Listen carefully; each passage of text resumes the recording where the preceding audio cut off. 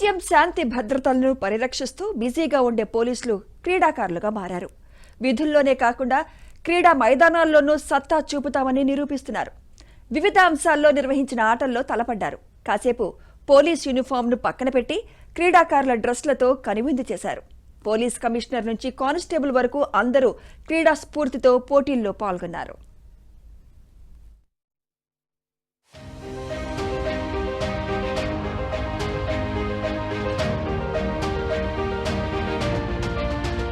YCP ప్రభుత్వ హయాంలో పోలీసుల సంరక్షణను ఏమాత్రం పట్టించుకోలేదు. కేసుల ఛేదింపులో మానసిక దృఢత్వాన్ని కలిగించకపోగా వారికి న్యాయంగా రావాల్సిన నిధులు, హక్కులను కూడా కాలరాసి వారిలో మానసిక స్థైర్యాన్ని మరింత కుంగదీశారు.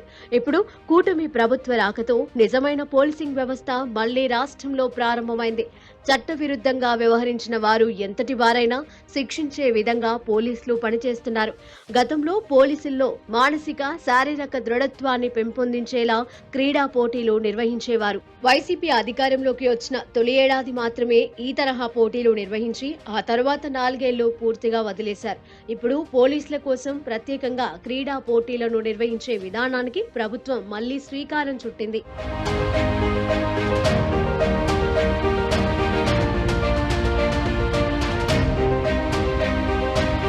ఎన్టీఆర్ పోలీస్ కమిషనరేట్ లో police annual sports and games meet 2024ను నిర్వహిస్తున్నారు. విజయవాడలోని ఏఆర్ గ్రౌండ్స్ లో పోలీస్ కమిషనర్ రాజశేఖర్ బాబు క్రీడా జ్యోతిని వెలిగించి ఈ క్రీడా పోటీలను ప్రారంభించారు. గురువారం ప్రారంభమైన ఈ పోటీలు రేపటి వరకు కొనసాగనున్నాయి.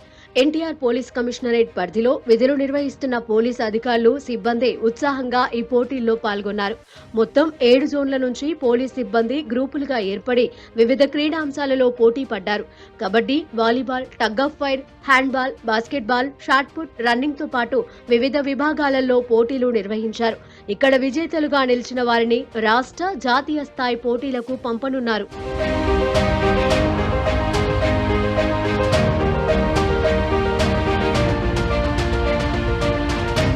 పోలీసులపై శారీరక, మానసిక శ్రమ ఒత్తిడి ఉంటుందని, ఆ ఒత్తిడిని తగ్గించేందుకు ఈ కార్యక్రమాన్ని ఏర్పాటు చేశామని సిపి రాజశేఖర్ బాబు తెలిపారు. ప్రతిరోజు వ్యాయామం చేస్తున్నా క్రీడలు మరింత ఉత్సాహాన్ని ఇస్తాయని చెప్పారు. క్రీడలతో తెలియకుండానే మానసికంగా దృఢత్వాన్ని పొందుతామని, తమ వంతుగా పోలీసులు క్రీడల్లో రాణించేలా ప్రోత్సహిస్తామని తెలిపారు. ఇక ప్రజల్లో పోలీసులపై అంచనాలు రోజురోజుకు పెరుగుతున్నాయని, పరిస్థితులకు అనుగుణంగా ఎప్పటికప్పుడు పనితీరులో మార్పులు చేస్తున్నామని చెప్పారు. 2024లో పోలీస్ శాఖ చాలా పని ఒత్తిడికి గురైన మాట వాస్తవం. పోలీస్ శాఖ మీద సమాజం నుంచి ఎక్స్పెక్టేషన్స్ రోజు రోజుకి పెరిగిపోతున్నాయి. మన బాధ్యత కూడా చాలా పెరిగిపోతోంది. ఒకవైపున ప్రజల ధనమాన ప్రాణాలని కాపాడుతూనే మరొక వైపున దానికి కావాల్సిన కెపాసిటీ బిల్డింగ్ అనేది మనం చేసుకుంటూనే ఉన్నాం. మనం ఒక టాస్క్ని తీసుకొని చేయాలంటే ఎలాంటి సమన్వయం ఉండాలా, ఎలాంటి కోఆర్డినేషన్ ఉండాలా, ఇవన్నీ కూడా మనకు తెలియకుండానే ఈ స్పోర్ట్స్ కానీ గేమ్స్ కానీ ఆడేటప్పుడు కొంత మనకు అనుభవంలోకి వస్తుంది. అది వృత్తిపరంగా మనం నైపుణ్యం పెంచుకోవడంలో ఉపయోగపడుతుంది. మన శారీరక దారుఢ్యంతో పాటు కొంత టీమ్ స్పిరిట్, అదేవిధంగా టీమ్ ఎఫెక్ట్స్ అలా చేయాలనే విషయం మనకు బాగా అవగతమవుతుంది. నిత్యం బిజీగా ఉండే తమకు ఫిట్నెస్ అనేది చాలా ముఖ్యమని, కానీ పని ఒత్తిడిలో సాధ్యం కాదని పోలీస్ సిబ్బంది తెలిపారు. ఇలాంటి క్రీడలు మానసికంగా తమను ఇంకా దృఢంగా చేస్తాయని అన్నారు.